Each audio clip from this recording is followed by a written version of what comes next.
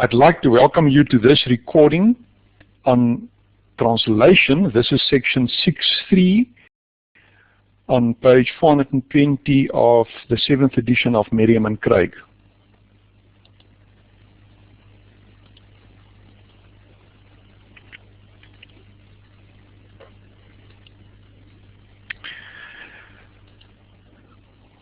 Now, the first question that we can perhaps answer is, what is translation?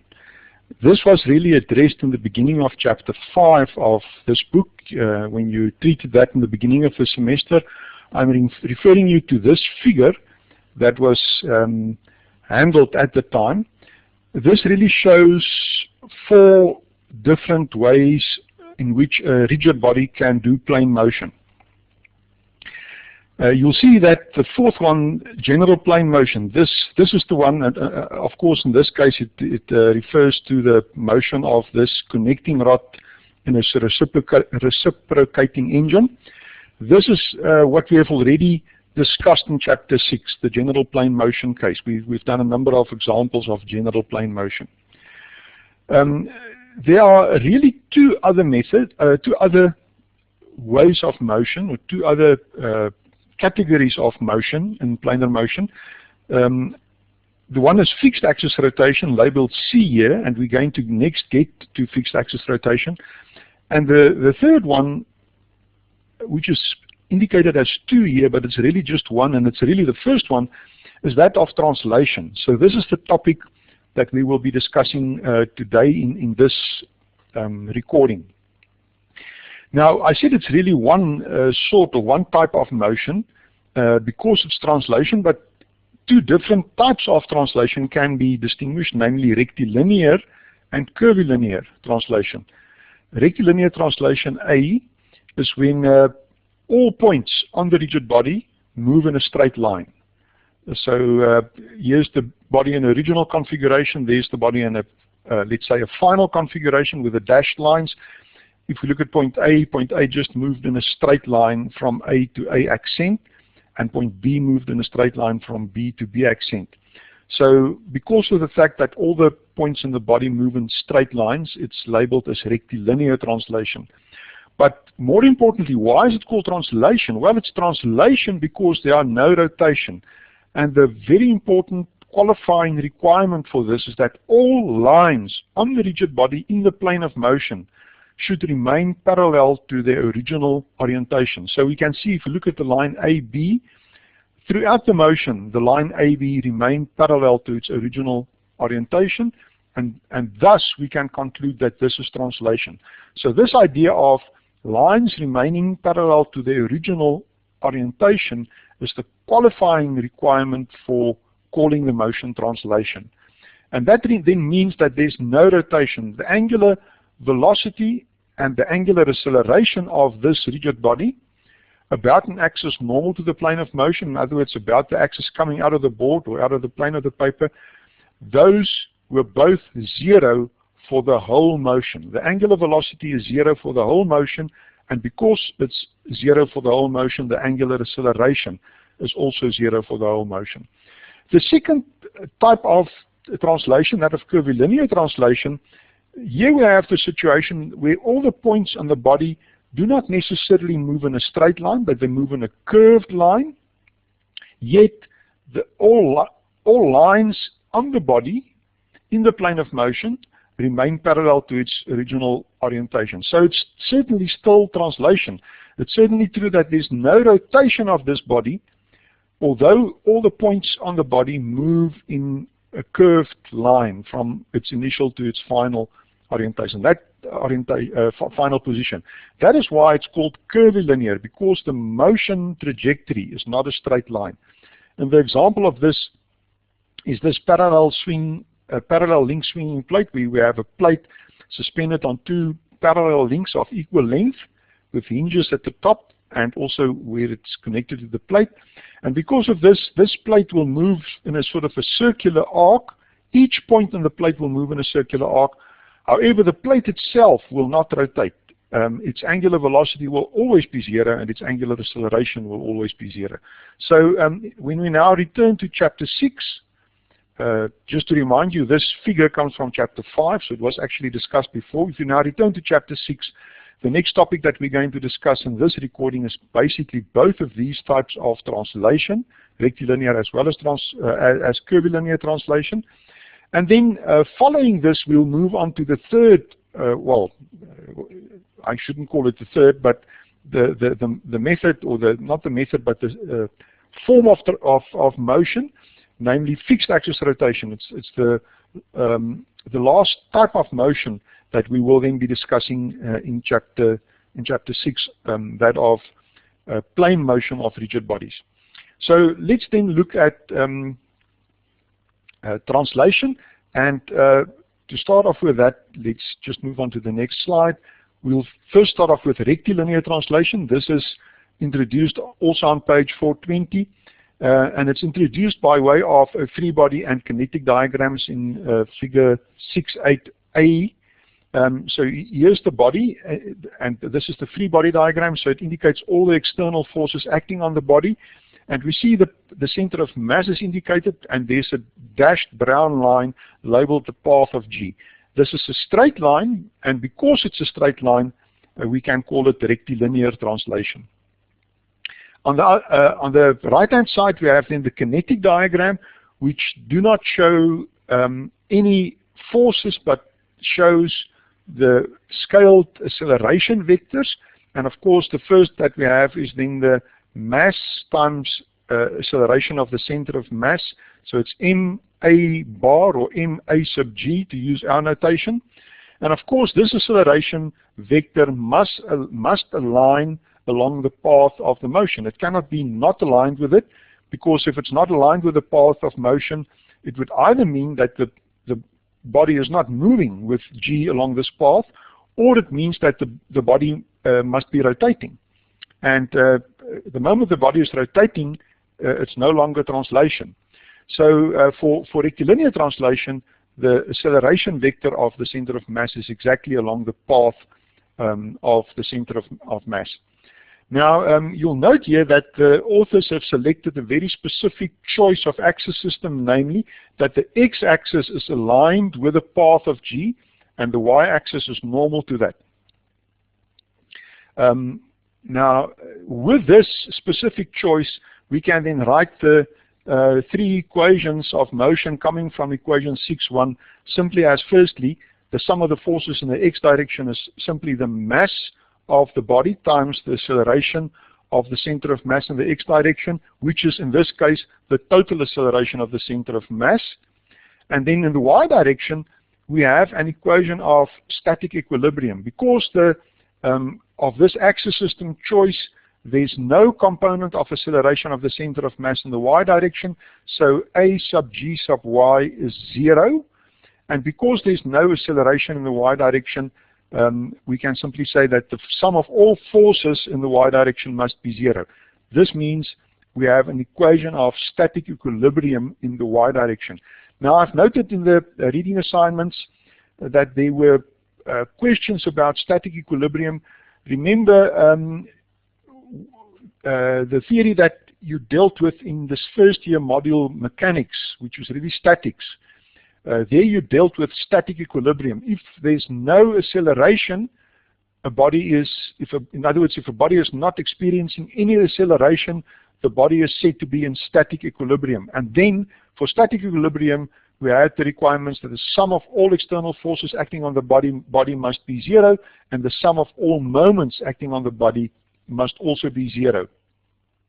That is true for static equilibrium. The moment a body is experiencing an acceleration, be it a linear acceleration along a line or an angular acceleration, then the body is no longer in static equilibrium. And there are people that talk of dynamic equilibrium, but within the context of this module, I discourage you to think of something like the dynamic equilibrium. Simply think of it along lines that either there's static equilibrium if there's no acceleration, or there's not static equilibrium, and hence there will be a problem that needs Newton's second law to solve. So when there's static equilibrium, you don't need Newton's second law, doesn't play a role because the acceleration is zero. The moment there's not static equilibrium, the moment there's an acceleration, on the other hand, you need to use Newton's second law to solve the problem. Now, what we have in this case is the problem as a whole is certainly not one of static equilibrium because we do have an acceleration in the x direction.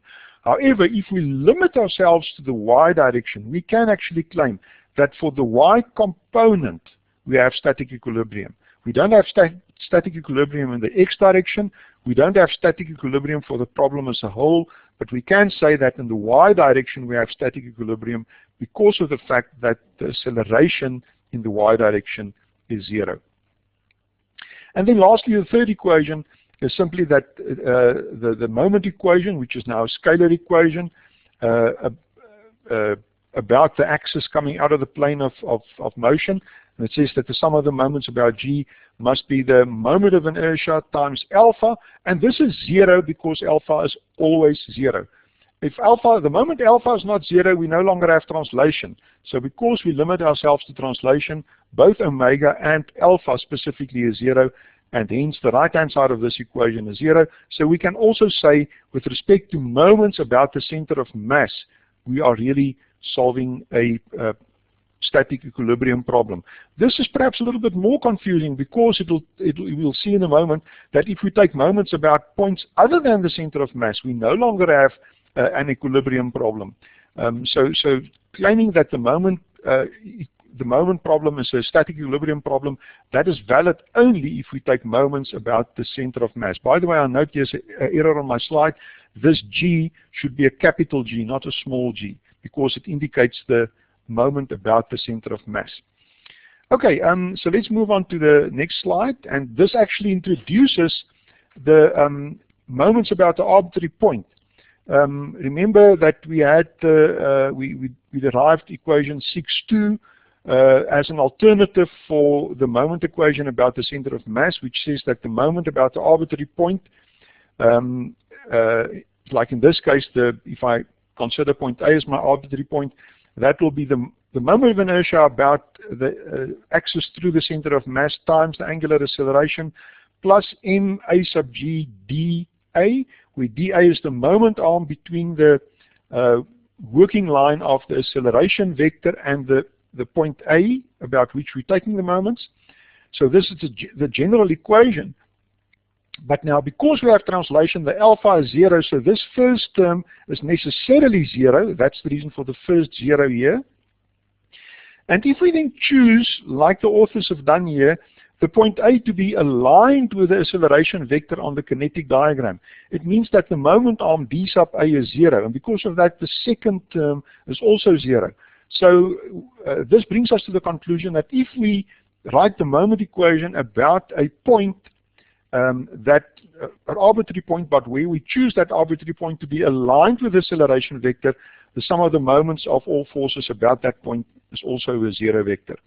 Of course, the authors also point out now I don't have it on the slide, but you can actually also take the moments about point P, and if you do, in that case, this first term, if I look at the corresponding equation, but for moments about point P, not point A, this first term will still be zero because alpha is zero, but the second term will in that case not be zero, and the moment arm dP will in fact be this D that's indicated on the kinetic diagram in this figure.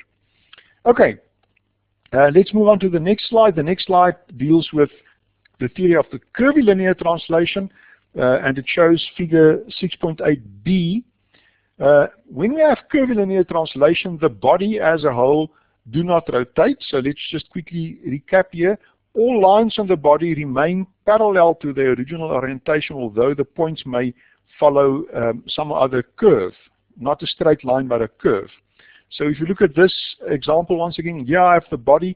The body is moving, and the dashed orange or brown line indicates the path of G. And here it looks like a circle, and it can actually be a circle. If it's a circle, it's indeed curvilinear translation. But it doesn't need to be a circle. But if it's not a circle, we can say by approximation a small part of it will be a circle. Well, you don't even actually need to make that assumption. What we will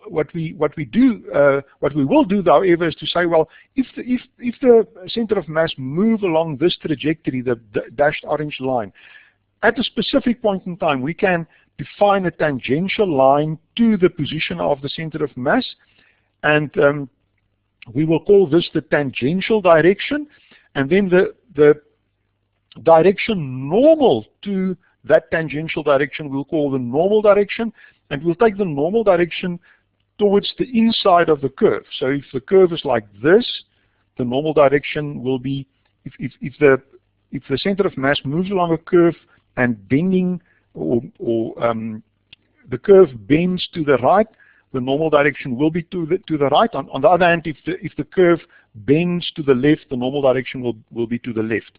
But so this defines the normal and tangential directions. Now note that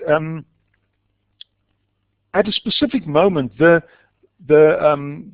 line aligned with the normal direction will be rotating, and the line aligned with the tangential direction will be rotating. But a line on the rigid body will not be rotating, because if a line on the rigid body is rotating, then we don't have translation. So it's important that you realize that there are rotation embedded in the description of the motion, but it's rotation of these imaginary lines that do not form part of the body, but that describes the trajectory. Those lines will rotate, but the body itself will not rotate, and any line on the body in the plane of motion will stay parallel to its original orientation. So this again on the left-hand side shows me the free body diagram with all external forces acting on the body indicated on it. And on the right-hand side, I've got the kinetic diagram where I've now dissolved my acceleration vector of my center of mass into two normal components, namely in the tangential and the normal directions. It turns out that when we analyze curvilinear translation, it's always easiest to dissolve my center of mass acceleration into the tangential and the normal components, like what the author has done here. And of course, both of those components are multiplied by the mass m, because that is the mass of the body. And because this is a kinetic diagram, so the vectors on the kinetic diagram should be the mass-scaled acceleration vectors. Note here, and perhaps I should have also mentioned this on the previous slide, let me just go back there. Note that in both these kinetic diagrams, we do not have the I alpha arc arrow because of the fact that alpha is 0. Because alpha is 0, there's no I alpha arc on my kinetic diagram. The moment I realize I speak of translation. So that's true for rectilinear, but it's also true for curvilinear translation. Now, for the case of curvilinear translation, then my equation 6.1, when I use the normal and tangential axes, my equation 6.1 boils down to a force equation in the normal direction. The sum of the forces in the normal direction is simply the total mass of the body times the acceleration, the component of the acceleration vector of the center of mass in the normal direction. In other words, this here is simply this vector on the kinetic diagram. Secondly, I've got the sum of the forces, sum of all external forces acting in the tangential direction is the mass times the tangential acceleration component, which is this vector here in the tangential direction. And then thirdly, the sum of the moments of all external forces about the center of mass. Once again, here's an error. That should be a capital G, the subscript of M. The sum of the moments of all external forces about the center of mass on the free body diagram must be equal to I sub G times alpha. But since alpha is 0, this whole right-hand side is 0, just like what we had with the rectilinear translation. Now, our moment equation about arbitrary point P is given here, just like it is in equation 6.2. If we now apply this moment equation about the arbitrary point and we choose the arbitrary point P to be point A on this diagram, we see that point A is aligned with the tangential acceleration. We will then come to the conclusion that the sum of the moments of all external forces about the point A, about the point here, but I should in other words have point A also indicated on the free body diagram. The sum of moments about this point A, where the little hand is on the free body diagram, is then equal to the 2 MAGD components on the right hand side, but the moment arm for the tangential acceleration is 0 because the point A is aligned with the tangential acceleration. So only the normal acceleration vector does have a moment about point A. And if we now take the moments to be clockwise positive, we see that this vector, which I indicate here with a hand, has a clockwise moment about point A, and the magnitude of this moment will then be m times A sub g sub n, the normal acceleration component of the center of mass, times the moment arm length of dA. On the other hand, if I take my arbitrary point P to be point B, which is aligned with a normal acceleration vector, I'll have another moment equation that says the sum of the moments of all forces about the point B, which on the free body diagram will lie about where I indicate with the hand now. Sum of moments about that point must be equal to the MAGD term, 2 of them on the right hand side, but the normal acceleration doesn't have a moment arm because it's exactly aligned with point B, and the only moment arm moment contribution will be that coming from the tangential component. And okay, the way that it's written here, it's taken as anti-clockwise as positive, which is the opposite of what we did with the other moment equation. That's fine.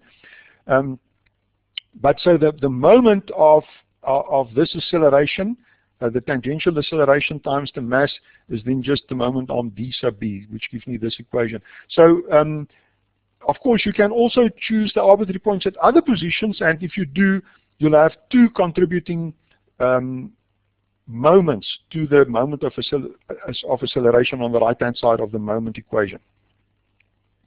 Okay, so let's move on to the first example. That is sample problem 6.1 on page 422 in the 7th edition. Let's read the problem statement in the book. 1,500 kilogram pickup, so this is a rather large pickup, a 1.5 ton pickup. Okay, it's not so large because a 1 ton pickup, it means it's a pickup that can carry a ton, and the empty pickup will probably weigh more than 500 kilograms, so it's not exactly that large. But so we have 1,500 kilogram pickup truck reaches a speed of 50 kilometers per hour from rest in a distance of 60 meters up a 10% incline with constant acceleration. So there's a lot of information in this sentence. Note that it's constant acceleration, which allows us to use the constant acceleration equations when we deal with the problem in a moment. They ask us to calculate the normal force under each pair of wheels and the friction force under the rear driving wheel. So it's a rear wheel drive. The truck drives it, the engine drives the rear wheels. So they'd like to know what is the friction force under the wheels. The effective coefficient of friction between the tires and the road is known to be at least 0.8. Okay, so this is the question. So to answer a question like this, we once again look at our procedure. The procedure is exactly the same as what we had before. We look at the kinematics, we identify the class of motion, and then we draw the free body diagrams, then we write the free body and kinetic diagrams, then we write down the equations and solve for them. So first of all, we need to identify the motion. If I go back to the problem, provided that this heap of sand on the back of the truck is nicely uniformly distributed, I can think that the vertical plane through the body, through the truck, right in its middle, is a plane of symmetry. So the principal axis will be coming, one of the principal axes will be coming out of the plane of motion. The plane of motion, of course, or the suggested plane of motion, is the plane of the board or the plane of the paper, the plane of the screen. And because a principal axis is coming out of the plane of the screen, we can say, yes, this is indeed planar motion. It qualifies for planar motion. All the forces, all the loading are loads are in the plane of motion, so it's certainly planar motion. But more importantly, you should realize here that it's not only planar motion, but it's translation. The body itself doesn't rotate. It just moves up the incline without any rotation, and hence this is translation. Furthermore, all the points on the body is going to move along straight lines, therefore it's rectilinear translation. It's not curvilinear translation. So we identify the motion as that of rectilinear translation. Now note that even though in this module you'll never be required to identify the motion as planar motion at least not in a big problem like this, because we haven't done chapter 7, you do actually need to be able to identify this as translation rather than general planar motion or fixed axis rotation, because right now the context in which we treat this tells us it's rectilinear translation, or at least translation, because we're now dealing with translation. But during the test and the exam, you do not have that context. We can give you any problem, and you will have to decide, is this a problem of general plane motion, or is it fixed axis rotation, or is it rectilinear or curvilinear translation? So this ability you should really develop. Okay, so next we need to look at what the kinematics tells us. In this case, there's not too much to be derived from the kinematics, except that we were given that the acceleration is a constant acceleration, and we can calculate that because the final speed was given as 50 kilometers per hour. The initial speed was given as 0, and the total distance at a constant acceleration was given as what was that? 60 meters. So we have this equation, the constant acceleration equation, to which you were introduced in high school already. And in this, the only unknown then is the acceleration. So we can rearrange this equation to calculate the acceleration of the center of mass of the truck. So that will simply be the square of the speed. Now that is given in kilometers per hour, 50 kilometers per hour, so you need to divide that by 3.6 to get it in meters per second. But of course that is squared and then divided by 2 times the distance s, 60 meters, so that gives us a value of 1.608 meters per second. By the way, I just now note that I've forgotten to mention this ignore rotation of the wheels. In this problem, strictly speaking, it's not rectilinear translation for the whole truck because the wheels are actually rotating. However, if it is true that the inertia of the wheels are quite a bit smaller than the inertia of the truck as a whole, we can actually ignore the effect of the rotating wheels, and then we can solve the problem as one of rectilinear translation. So we're going to use the assumption that this is a problem of rectilinear translation based on the fact that we know that for a truck like this, the inertia of the wheels are actually quite small compared to the inertia of the whole truck. If we do not make this assumption, we can still solve the problem, but the problem then is considerably more complicated to solve. So we are not even going to attempt this. We're simply going to follow the line of the book, which is namely to make the assumption that the inertia of the wheels are negligibly small. Okay, so we've now calculated the acceleration of the center of mass of the truck. So the next step, okay, let's go back to the procedure, is after we've dealt with the kinematics, is to draw the free body and kinetic diagrams. So at the top here is the free body diagram, and at the bottom is the kinetic diagrams. That's why the equivalent sign is given here on the left of the kinetic diagram. So on the free body diagram, we see that we have the weight of the whole truck. The work line for the weight, of course, is through the center of mass, but you can see that the authors have already decomposed the weight into 2 components, one parallel to the road and the other one normal to the road. By the way, this free body diagram also introduces the axis system that the authors use, namely an x-axis parallel to the road forward and the y-axis vertical, well, not vertical, but normal to the road upwards. And so the weight of the body, W, was decomposed in its 2 components as W sine theta parallel to the road in the negative x direction, and W cos theta normal to the road downwards. You should be able by now to to figure out why the horizontal component is W sine theta and the vertical is W cos theta, provided that you realize that theta, of course, is the angle that the road makes with the horizontal. Now, the angle wasn't given, but it was given that it's a 10% incline. So 10% incline means that the height raises 1 unit for every 10 horizontal units that is moved. And that means then that we can calculate the angle theta, the inclination angle of the road, as simply the arctangent of 1 over 10, and that gives us a value of 1.71 degrees. And so once we've calculated the angle theta, you can then calculate the horizontal and vertical components of the weight. But you need to convince yourselves that the horizontal component is W sine theta and the vertical W cos theta, where W is the weight of the truck. And we will calculate these numerically in a moment. The other forces acting on the free body diagram, of course, are the 2 vertical reactions under the 2 wheels, N1 in the case of the front wheel at A, and N2 in the case of the rear wheel at B. This is the reaction of the vertical reaction, or I shouldn't call them vertical, normal reaction forces at the 2 wheels.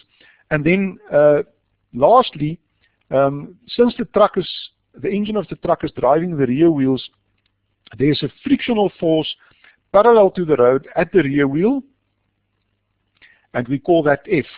You can think of this frictional force as really the force that pushes the truck up the hill, that accelerates it and pushes it up against the wheel.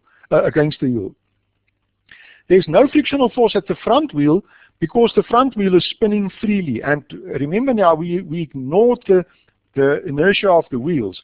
If the front wheel had a significant moment of inertia, there would have been a frictional force at the front wheel to actually accelerate the front wheel as the truck accelerates up the incline. But since we've made the assumption that the inertia of the wheels are negligible, the frictional force at the front wheel is 0.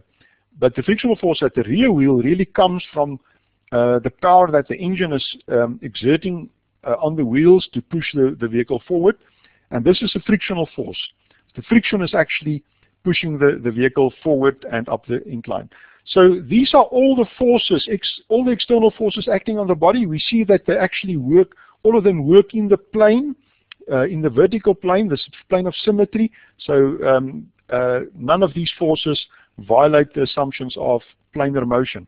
And then if we look at the kinetic diagram at the bottom, there's only one vector, the mass of the truck times its acceleration vector, parallel to the road. In other words, in the x direction.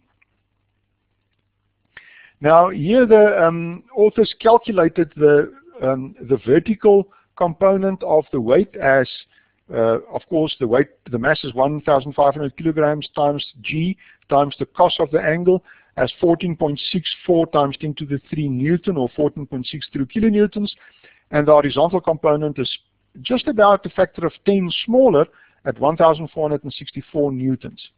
So now we know the numerical values of these 2 forces on our free body diagram. Now if we look at the procedure, the next step is to now actually write down the equations of motions. What we've done in the previous few steps was just to calculate some background information that we need. So the first equation, of course, then is the equation in the x direction. Sum of forces in the x direction is the mass times the acceleration in the x direction. So if you look at the free body diagram, there's just 2 forces in the x direction, the force F, which is unknown, and then the force W sine theta, which is this 1464. Here we've calculated on the previous slide. So that's the left-hand side coming from my free body diagram. I've exhausted the free body diagram in the x direction, so I now need to move over the equal sign to the right-hand side, and with that I move over to the kinetic diagram. So we have the mass times acceleration of 1.608 meters per second. Where do I get this? Well, I calculated this from the constant acceleration equation, knowing the initial and final velocities and the distance to which the truck has traveled. So I'm using this value of 1.608 in the acceleration. And if I now look at this, I see that this equation is a single equation and a single unknown. It allows me to solve for F, and if I do, I find a value of 3,880 newtons. Okay, so that was the force equation in the x direction. We need to also apply it in the y direction. That's on the next slide. Now, if we look at the kinetic diagram, we see that we don't have any acceleration component in the y direction. So in the y direction, normal to the road, we really have a problem of statics because the acceleration is 0. It says that the sum of all forces must be equal to 0. So it's N1, N2, and the negative of the weight component in the y direction. Now, so that's the W cos theta. Now, I've filled in a value of 14.64 10 to the 3. Where do I get it? I got it here. We calculated it on the previous slide of 14.64 kilonewtons. So I'm simply substituting that calculated value in here, and we see that we cannot really simplify this any further. We can perhaps say that N1 plus N2 equals 14.64 kilonewtons. Then we still have the moment equation, and now we're going to use the moment equation about the center of mass G.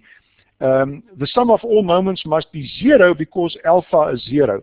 So if you look at the moments about G, of course the W sine theta and W cos theta forces do not have any moments. Their moments arms are 0, but we have that in one. Let's take moments as positive in the anti-clockwise, the counterclockwise direction. So the moment of N1 is its magnitude of N1 times its moment arm is 1.5 meters, 1,500 millimeters, 1.5 meters, which gives me the 1.5 times N1. Then the frictional force below the rear wheel is 3,880. Where do I get this? Well, I've calculated it here.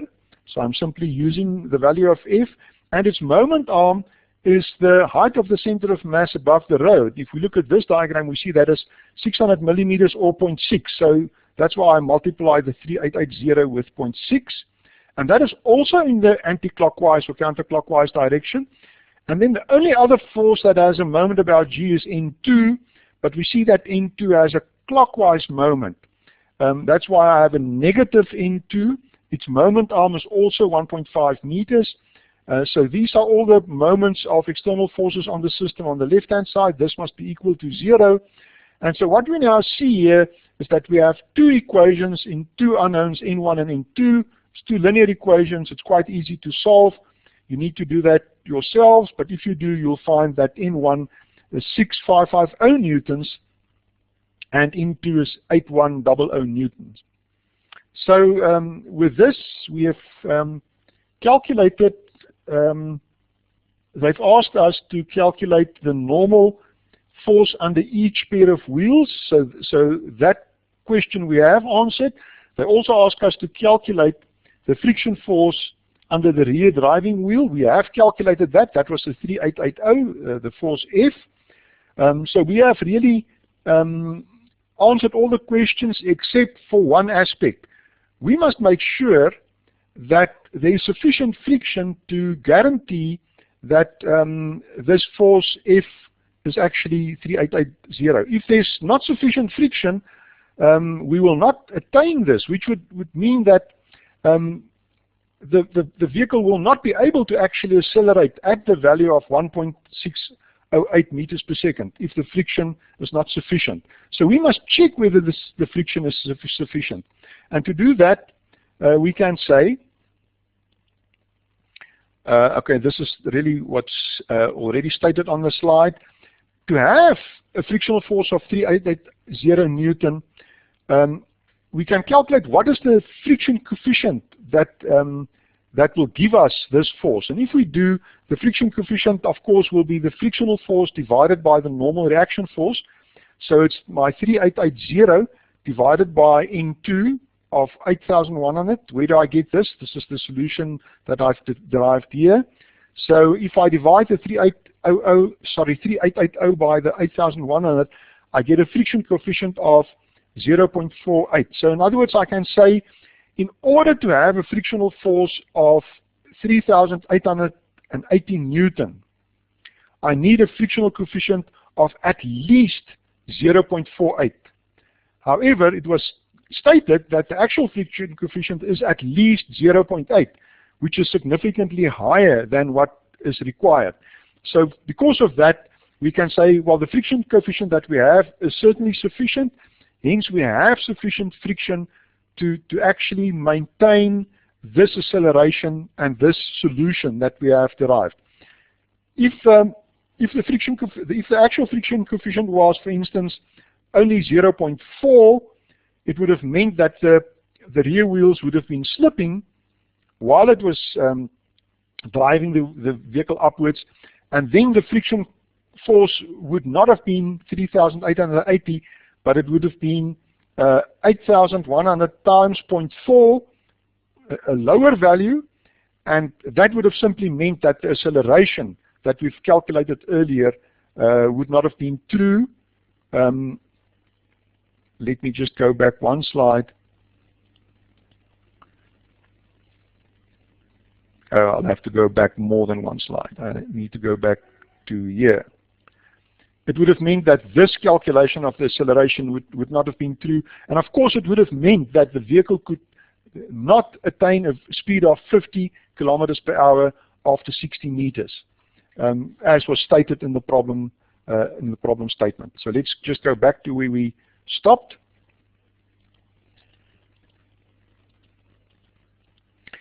The next slide introduces an alternative solution to solve for N1 and N2, and that is using the moment about the arbitrary point rather than the moment about the center of mass that we applied. So if we first of all calculate the moments about the arbitrary point A, we see that in the kinetic diagram, the mass times acceleration certainly has a moment about point A. So the right-hand side will not be 0, and of course the forces will have a moment about point O. So let's calculate them. We'll see that, of course, the force N1 will not have a moment, and neither will the friction force have a moment about point A, because they both go through point A. So first of all, the force N2 will have a moment arm of 3 meters. Remember, this was 1.5, that was also 1.5. So the moment arm of N2 will be 3 meters, so it's 3 N2 in the clockwise direction. Then next is the moment of the y direction component of the weight. Now the y direction component of the weight was the 14.64 kilonewtons, which we calculated here. If I then substitute that in here, the moment arm for that will be 1.5 meters, which is the reason for this 1.5. And of course, this is counterclockwise, therefore it's got a negative sign. Then the next contributor to moments about force moments about point A is the x direction component of the weight, W sine theta, which we earlier calculated as 1,464 newtons. Let me take you back there. It's the value that we calculated here. Its moment arm is 0.6 meters because the distance of the center of mass above the ground surface in the y direction is 600 millimeters. So that's why my moment arm is 0.6. And it's also counterclockwise, hence the negative sign. So these are all the moments of all external forces in our free body diagram about point about point A. So we've exhausted the free body diagram. We need to move over the equal sign to the kinetic diagram. The moment of the mass times acceleration vector, the mass is 1,500, the acceleration vector is 1.608. Remember, we calculated initially and we've proven that the friction is sufficient to support this acceleration, so we can put it in here, and its moment arm is also 600 millimeters or 0.6. The direction of this moment is clockwise, hence it's got a positive sign. So if you look at all of this, the only unknown is N2, and so hence we can calculate N2 as 8,100 newtons, and it's the same as what we had before. And in the same way, we can now take the moments about point B. If we choose the moments about point B, F and N2 doesn't have any contribution, but we still have the contributions of the vertical component of the weight in the clockwise direction at the moment arm of 1.5. The x direction, sorry, it's not the vertical component, the y direction component of the weight. The x direction component of the weight is 1464, and its moment arm is 0.6, and it's counterclockwise, so it's negative. So we're now taking here clockwise moments about point B as positive. And then, of course, N1 has a counterclockwise moment about point B with a moment arm of 3 meters, so that's why I've got minus 3n1. And then my clockwise moment of my mass times acceleration is positive. This mass times acceleration has got a positive moment about point B. Its magnitude is the mass of 1,500 times the acceleration of 1.608 times the moment arm of 0.6. And from this then I can calculate that N1 is 6550 newtons as before. Okay, I think this concludes sample problem 6.1.